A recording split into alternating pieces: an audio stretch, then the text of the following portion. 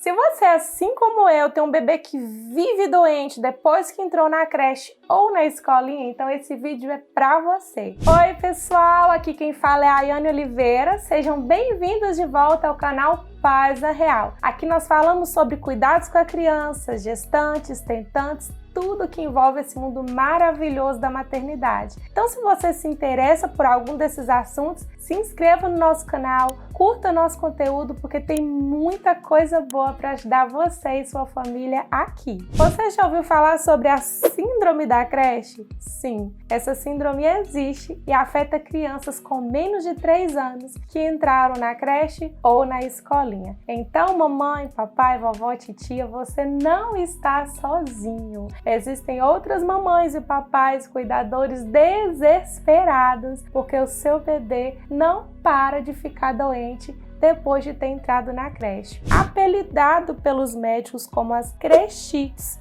ou escolites, existem muitas doenças que afetam as nossas crianças nessa faixa etária e você vai saber um pouquinho mais a respeito nesse vídeo.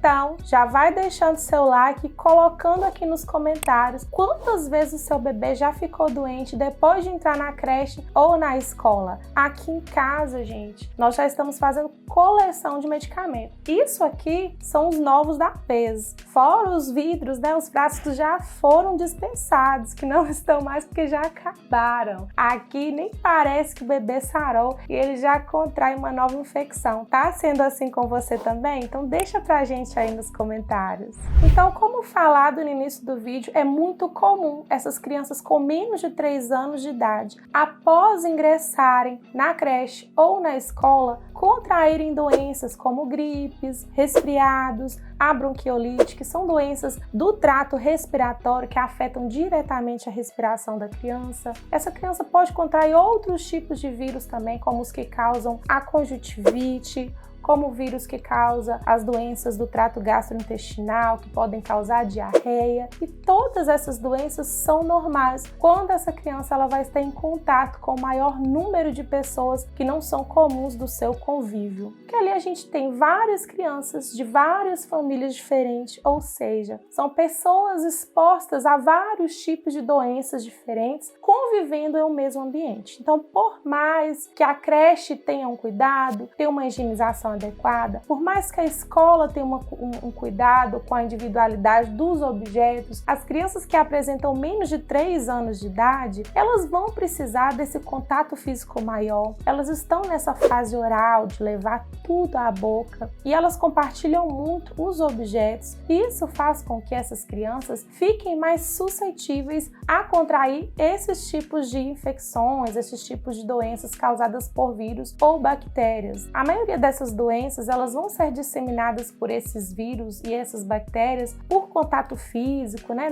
do toque da criança na outra, pelo fato dela colocar a boca no mesmo objeto que outra criança também colocou a boca ou colocou a mãozinha que estava contaminada. Então, esse contato físico faz com que essas crianças fiquem mais suscetíveis ao contágio desses vírus e dessas bactérias, o que vai originar essas doenças. E muitas vezes a gente acha que aquela doença não sarou nunca. Eu sempre falo isso. A Theo tá doente desde o dia que entrou na creche, porque uma semana depois ele já gripou e tá sempre com o narizinho escorrendo, com uma tossezinha, às vezes seca, às vezes carregada, mas não significa que essa criança está com aquela mesma doença desde que ela começou. E sim que ela contraiu a doença, estava superando, melhorando e contraiu uma nova cepa, tá? Porque os vírus, eles estão mutando constantemente. Então, o mesmo vírus que estava no meu filho pode ter contaminado um coleguinha e quando esse vírus passou para o organismo do coleguinha, ele sofre uma mutação, ele se torna um vírus diferente e pode contrair o meu filho novamente,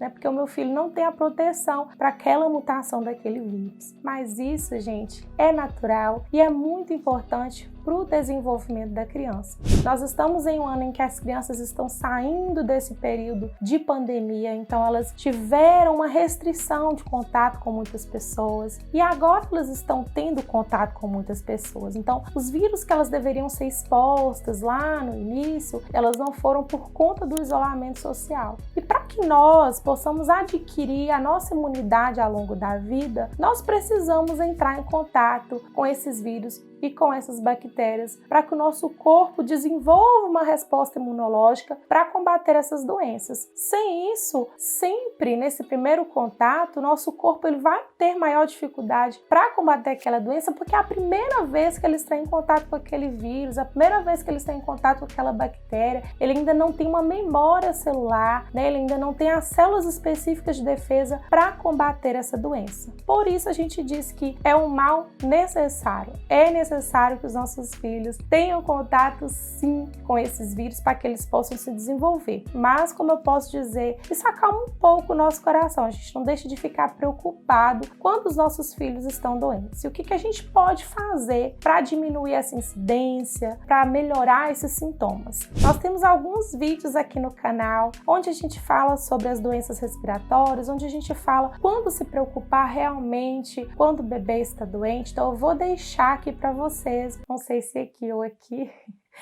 eu sempre me confundo, mas eu vou deixar um card para vocês acessarem esses vídeos, tá? Então, antes de continuar, eu queria te perguntar, tá gostando de assistir esse conteúdo? Esse vídeo tá te ajudando? Então, se inscreva no nosso canal e nos ajude a bater a nossa primeira meta de 1000 inscritos. Agora, uma coisa que vocês podem fazer, que funciona muito aqui em casa, é fazer a lavagem nasal do seu bebê. Desde pequenininho, mesmo que o seu bebê não esteja na creche, mas ele entrou em contato com outras pessoas, saiu, é muito importante fazer essa lavagem nasal para limpar as vias aéreas do seu bebê. No início nós utilizávamos a seringa, era suficiente, era algo mais barato, mais acessível, mas como o uso se tornou mais constante, nós optamos por comprar o frasco aplicador. Eu vou deixar o link para você aqui nos comentários, você que tem interesse em adquirir um frasco para você estar comprando, tá? Esse frasco aqui ele tem 240 ml. Geralmente eu consigo fazer tranquilo as lavagens do Theo. O Theo tá com 2 anos de idade, vai fazer 2 anos de idade mês que vem. Então, essa quantidade é suficiente para fazer a lavagem nasal. Importante, gente, é utilizar soro fisiológico para fazer a lavagem nasal, tá? Não pode utilizar a água comum do filtro, ou se você for utilizar, essa água tem que ser fervida, tem que ser tratada, porque senão você vai estar limpando o nariz do seu filho e inserindo outros tipos de vírus e bactérias, talvez muito piores do que a da gripe ou do resfriado que está atacando seu filho neste momento. Então vamos ficar atentos à saúde do nosso bebê. Então tem esse link aqui onde eu explico como eu faço a lavagem nasal e o que você deve utilizar para fazer essa lavagem do seu bebê. Outro vídeo que eu acho muito importante você assistir é quando se preocupar, né? Quando eu devo realmente levar essa criança para o hospital. É um vídeo onde eu falo sobre a bronquiolite. Essas doenças das vias aéreas nos deixam preocupados, né? Deixa a criança cansada, os pais cansados, porque a tosse incomoda a criança, incomoda os pais, porque é algo audível, né? Que a gente está ouvindo toda hora e a gente se preocupa. Mas a tosse é uma reação natural daquela doença, a febre é uma reação natural do nosso corpo. Para combater aquela doença é necessário que a temperatura se eleve para matar esses organismos invasores, mas a gente tem sempre que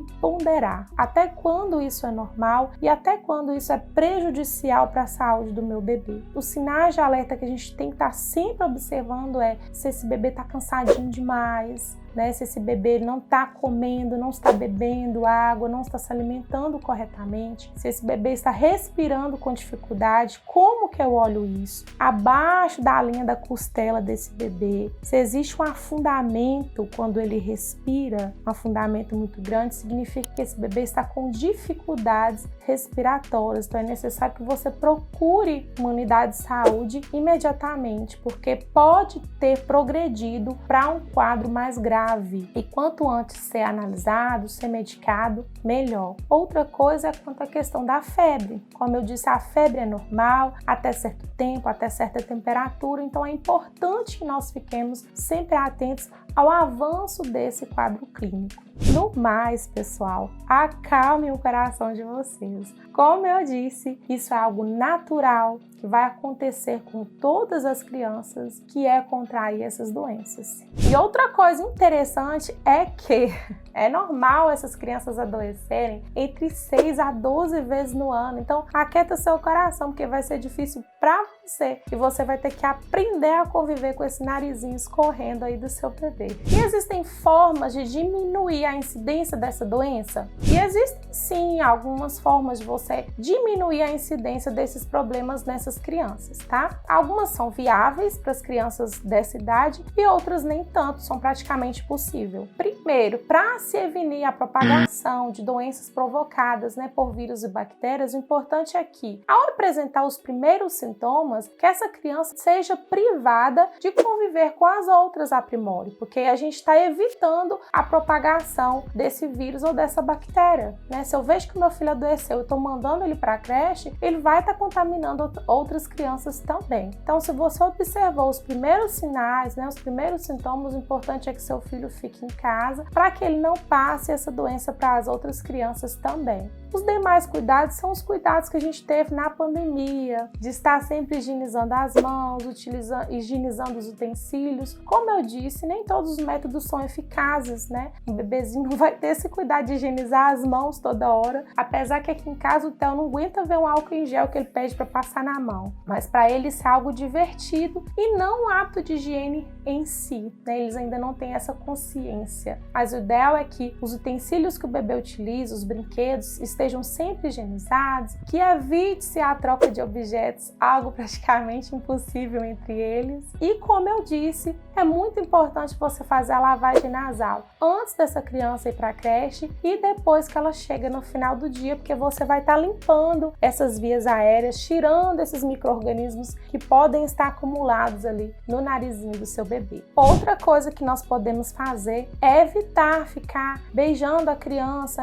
contaminando a criança ali com a nossa saliva, ou se você apresenta algum quadro viral, como a conjuntivite, ficar tocando na criança, porque você pode estar contaminando essa criança também. Então, se você sabe que você está indo para um lugar que tem alguém doente, tente manter distância ou tente não ir para que essa criança não seja contaminada. Manter a carteira de vacinação em dia é muito importante também, gente. A vacinação permite que as nossas crianças fiquem imunes a uma gama muito grande de vírus e isso faz com que os organismos delas fiquem mais resistentes e possam combatê-los com mais eficiência. Então é muito importante que você mantenha a carteira de vacinação do seu bebê em dia para que ele possa estar com o seu sistema imunológico fortalecido. No mais, manter hábitos saudáveis, permitir que essa criança brinque com outras crianças, brinque na terra, brinque no chão, que ele entre em contato com animais, permitir que essa criança tenha uma alimentação saudável. Ter uma alimentação saudável é muito importante para o sistema imunológico dessa criança, ou seja, para combater essas doenças. Então é muito importante que seu filho coma muita fruta, muita verdura, para que ele possa crescer forte e saudável. E por hoje é só, pessoal. Muito obrigada por ter me acompanhado até aqui. Não se esqueça mais uma vez, se inscreva nesse canal, deixe o seu comentário se você tem gostado dos nossos vídeos, curta nosso conteúdo e até o próximo vídeo.